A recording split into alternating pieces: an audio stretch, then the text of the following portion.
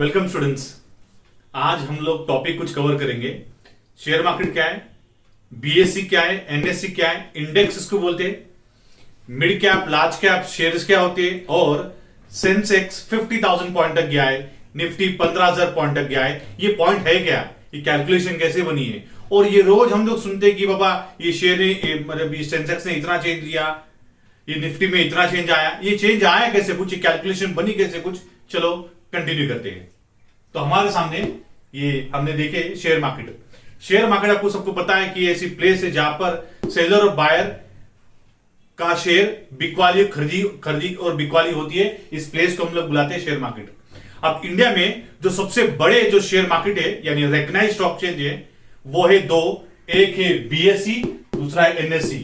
BSc का मतलब है बच्चों बॉम्बे स्टॉक एक्सचेंज, और एनएससी का मतलब है नेशनल स्टॉक एक्सचेंज। बीएससी जो है वो सबसे पुरानी, एशिया की सबसे पुरानी स्टॉक एक्सचेंज है जो 1875 से एस्टेब्लिश हुई है और वर्ल्ड की 7 लार्जेस्ट स्टॉक मार्केट के अंदर आती है। एनएससी जो है ये 92-93 के अंदर आई है, ठीक है। बीएससी के अंदर करीब 5,000 से ज्यादा कंपनी रजिस्टर्ड है और एनएससी में 2,000 से ज्यादा कंपनी रजिस्टर्ड है। बीएससी के अंदर टॉप 30 कंपनीज आती है और निफ्टी के अंदर टॉप 50 कंपनीज आती है। सेक्टर के हिसाब से, जिसका सेक्टर के हिसाब से सबसे ज्यादा अच्छा परफॉर्मेंस होगा वो टॉप 30 कंपनी बीएससी के अंदर आएंगी और टॉप 50 के अंदर एनएससी के अंदर आ जाएंगे, ठीक है। अब बात करते हैं हम लोग कि ये जो बैरोमीटर्स होता है तो उसको हम क्या बुलाते हैं। बैरोमीटर का मतलब क्या है, जैसे कि हमारा अगर बीपी चेक करना है कि बीपी मेरा हाई है लो है, इसके लिए मशीन लगती है, या टेम्परेचर चेक करने के लिए मशीन लगती है, इसको बैरोमीटर बोलते हैं। ऐसे ही हमको अगर मेजर करना है कि स्टॉक एक्सचेंज को, तो स्टॉक एक्सचेंज को मेजर करने के इसको जो बैरोमीटर है उसको हम बोलते हैं इंडेक्स, ठीक है। बैरोमीटर को हम लोग क्या बोलते हैं, इंडेक्स। अब जो बीएससी है, बीएससी के इंडेक्स को हम बुलाते हैं सेंसेक्स, और एनएससी के इंडेक्स को हम बुलाते हैं निफ्टी 50 बुलाते हैं, ठीक है। अब इसमें जो होते हैं टॉप, जैसे बताया आपको टॉप 30 कंपनीज होगी बीएससी के अंदर, और इसके अंदर क्या आएंगे, टॉप 30 कंपनीज आएंगे, टॉप 50 कंपनीज आएंगे एनएससी के अंदर।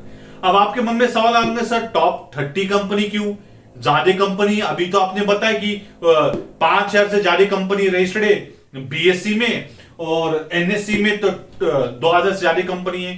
तो ऐसा क्यों सर कि यहां पर टॉप 30 कंपनीज को लिया जा रहा बीएससी के अंदर और एनएससी के अंदर हम लोग सिर्फ टॉप 50 कंपनी को ले रहे हैं? तो बच्चों ये जो कैलकुलेशन है ये बेस होती है आपकी मार्केट कैपिटलाइजेशन के ऊपर। यानी यहां पर जो मार्केट कैपिटलाइजेशन होंगी टॉप 30 कंपनीज की, सेक्टर के हिसाब से जो टॉप कैपिटलाइजेशन के हिसाब से जो टॉप कंपनीज है उसको लिया जाएगा। जैसे कि ऑटोमोबाइल के अंदर जो टॉप कंपनी है सेक्टर के हिसाब से, ऑटोमोबाइल सेक्टर में जो टॉप कंपनी है कैपिटलाइजेशन के हिसाब से, मार्केट कैपिटलाइजेशन के हिसाब से, वो टॉप 30 के अंदर आ जाएगा। फिर हम देखेंगे कि फार्मा के अंदर जो सबसे टॉप बड़ी कंपनी है तो उसको लिया जाएगा, ठीक है। फिर टॉप बैंक के अंदर, बैंकिंग सेक्टर के अंदर जो सबसे टॉप कंपनी है उसको लिया जाएगा। यू करते कराते बीएससी के अंदर टॉप 30 कंपनीज है और एनएससी के अंदर टॉप 50 कंपनीज है, ठीक है। अब आपके मन में सवाल आएगा कि सर ये मार्केट कैपिटलाइजेशन होता क्या है? बच्चों सिंपल है, मार्केट कैपिटलाइजेशन का मतलब है नंबर ऑफ शेयर्स को करंट मार्केट प्राइस से मल्टीप्लाई कर दो। नंबर ऑफ शेयर्स को करंट मार्केट प्राइस से मल्टीप्लाई कर दो तो आपको क्या मिलेगा, मार्केट कैपिटलाइजेशन मिलेगा, ठीक है। नंबर ऑफ शेयर्स को अगर आप करंट मार्केट प्राइस से मल्टीप्लाई करोगे तो आपको क्या मिलेगा, मार्केट कैपिटलाइजेशन। इतनी सिंपल कैलकुलेशन है उसकी। लेकिन मार्केट कैपिटलाइजेशन हम कभी भी पर शेयर का नहीं निकालेंगे। जैसे मैं यहां एग्जांपल देता आपको कि ये है एमआरएफ के शेयर, ये है एमआरएफ के शेयर, उसी के नीचे रिलायंस के शेयर लिखा है। एमआरएफ के शेयर देखो 82,000 के है पर शेयर, और रिलायंस कंपनी के शेयर देखोगे कितने हैं, 2100 रुपए के शेयर है। तो आप देखोगे तो बोलेंगे अरे मार्केट जो एमआरएफ के शेयर है वो महंगे हैं। महंगे तो जरूर हो सकता है उसका मार्केट कैपिटलाइजेशन ज्यादा होगा, नहीं बच्चों, पर शेयर के हिसाब से हम कभी भी मार्केट कैपिटलाइजेशन डिटरमाइन नहीं करते। हम मार्केट कैपिटलाइजेशन डिटरमाइन कैसे करते हैं, number of shares into current market price, और करंट मार्केट प्राइस से अगर इसको हम मल्टीप्लाई कर दे, जैसे इसकी 80,000 है एमआरएफ की और रिलायंस की है 2100, अगर मैं इसको नंबर ऑफ शेयर्स से मल्टीप्लाई कर दूं तो मुझे क्या मिलेगा, मार्केट कैपिटलाइजेशन। और यही मार्केट कैपिटलाइजेशन सेंसेक्स के लिए और निफ्टी के लिए कैलकुलेशन में आता है, ठीक है। ठीक है बच्चों, तो आपको यह समझ में आया कि सेंसेक्स क्या है और निफ्टी क्या है। इसमें टॉप 30 कंपनीज आते हैं बीएससी के अंदर और एनएससी के अंदर आते हैं टॉप 50 कंपनीज।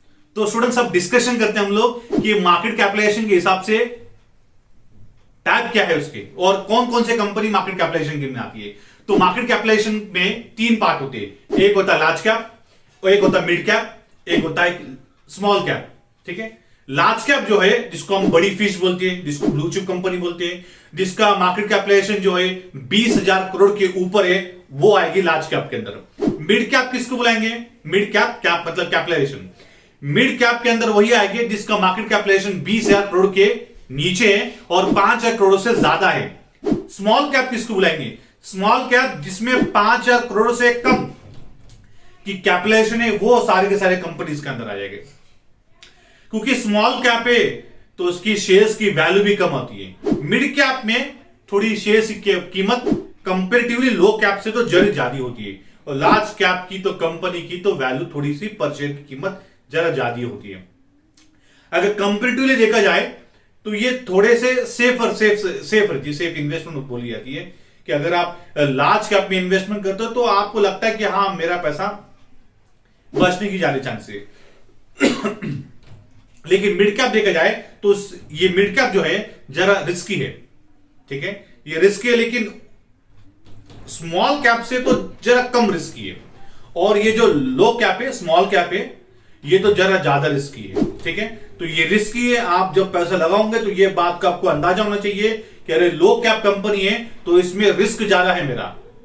ठीक है, और मिड कैप है तो इससे कंपेरेटिवली मेरा तो रिस्क थोड़ा कम है और इसमें रिस्की है लेकिन उतनी रिस्की नहीं है कंपनी लार्ज कैप के अंदर। तो आप जो अपना पोर्टफोलियो बनाओगे, पोर्टफोलियो मतलब बास्केट ऑफ सिक्योरिटी, मतलब अलग अलग आपके सिक्योरिटी अगर आपके पास में होते हैं तो हम लोग बोलते हैं इसको पोर्टफोलियो बुलाते हैं। जैसे कि मम्मी आपको बोलती कि बाजार से जरा सामान लेकर आ, तो आप बाजार से आते हो, चावल भी लेकर आते हो, दूध भी लेकर आते हो, दही भी लेकर आते हो, एक बास्केट होती है उसमें सब कुछ आता है, तेल आता है, घी आता है, सब कुछ उसमें मिक्स होता है। ऐसे मेरे पास में हर सेक्टर के कंपनी के मेरे पास में शेयर है तो उसको मैं बुलाऊंगा कि पोर्टफोलियो। तो हमारे पोर्टफोलियो में कुछ पैसा हमारा जो कुछ इन्वेस्टमेंट के अमाउंट होंगे हमारे, तो कुछ हिस्सा हमारे मिड कैप के अंदर, कुछ हिस्सा हमारे लार्ज कैप के अंदर होना चाहिए, कुछ हिस्सा हमारे परसेंटेज का कुछ हिस्सा हमारा मिड कैप के अंदर होना चाहिए और कुछ हिस्सा कहां पर होना चाहिए? लो कैप के अंदर। ऐसा ना होगा सारा का सारा हमने उठाकर ठोक दिया कहां पर? लार्ज कैप के अंदर। ऐसा नहीं करेंगे। लार्ज कैप के अंदर रखोगे कुछ इन्वेस्ट मिड कैप के अंदर भी करोगे और कुछ कहां पर करोगे? स्मॉल कैप के अंदर भी करोगे। ठीक है, तो स्टूडेंट्स अब हम लोग देखने आते हैं कि ये सेंसेक्स 50,000 पॉइंट के ऊपर चल रहा है, निफ्टी 15,000 पॉइंट के ऊपर आ रहा है। ये 15,000 पॉइंट कैसे कुछ आए, ये कैलकुलेशन कैसे कुछ बनी? तो आओ इसको स्टडी करते हैं। सेंसेक्स जो है इसकी बेस पॉइंट, इसकी जो कैलकुलेशन जो 50,000 पॉइंट के हम लोग बोले आ रही है, ये 50,000 पॉइंट की कैलकुलेशन ये कहां से शुरू हुई? 78 यानी ये बेस ईयर था जहां पर माना गया था कि 100 पॉइंट का सेंसेक्स जब 78 को जब स्टार्ट हुआ तो 78 को डे 1 जब चल रहा था, उस डे 1 में सेंसेक्स कितने पॉइंट चला था? 100 पॉइंट से चला था। ठीक है, ये 100 पॉइंट से चलते चलते चलते आज 2021 तक ये 50,000 पॉइंट तक चले गया है। तो ये समझते हैं कि कैलकुलेशन कैसे हुई है। ठीक है, तो जैसे बता आपको कि सेंसेक्स के अंदर टॉप 30 कंपनीज होते हैं, तो देखो top 30 companies based on market capitalisation. तो डे 1 की कैलकुलेशन बता रहा हूं आपको मैं। डे 1 में जैसे पता है कि 100 पॉइंट है, बेस पॉइंट है, तो बेस पॉइंट कितना 100 है। डे 1 के अंदर हमने निकाले कंपनी 1 का मार्केट कैपिटलाइजेशन, नंबर 1 कंपनी का कैपिटलाइजेशन, नंबर 2 वाली कंपनी का कैपिटलाइजेशन, ये करते करते करते हम लोग 30 कंपनी तक पहुंच गए और 30 कंपनी का टोटल कर लिया हमने मार्केट कैपिटलाइजेशन कितना है। तो मान लो आपको फिगर आई 10,000। ठीक है, डे 2 पर, ठीक है, डे 1 पे तो पॉइंट कितना है? 100 पॉइंट बेस लिया हमने याद रखो। डे 2 की बात करते हैं। अब डे 2 के अंदर वही होगा कि पहली कंपनी कुछ मार्केट कैपिटलाइजेशन लगाएंगी, सेकंड वाली क्या लगाएंगी, थर्ड क्या लगाएंगी, फोर्थ क्या लगाएंगी, ये करते कराते जब हम सब प्लस करेंगे टॉप 30 कंपनी की, तो हमको मालूम पड़ेगा एग्जांपल के लिए 10,200 है। ठीक है, तो डे 1 को कितनी थी? 10,000 थी। डे 2 कितनी? 10,200 थी। अब हम लोग इसको क्या करेंगे? कैलकुलेशन करेंगे। देखो मैं कैलकुलेशन करता हूं इसको। 10,000 से कितना हो गया, 10,200 हुआ, 10,000 से 10,200 हुआ, तो चेंज कितना हुआ, तो 200 पॉइंट का चेंज हुआ।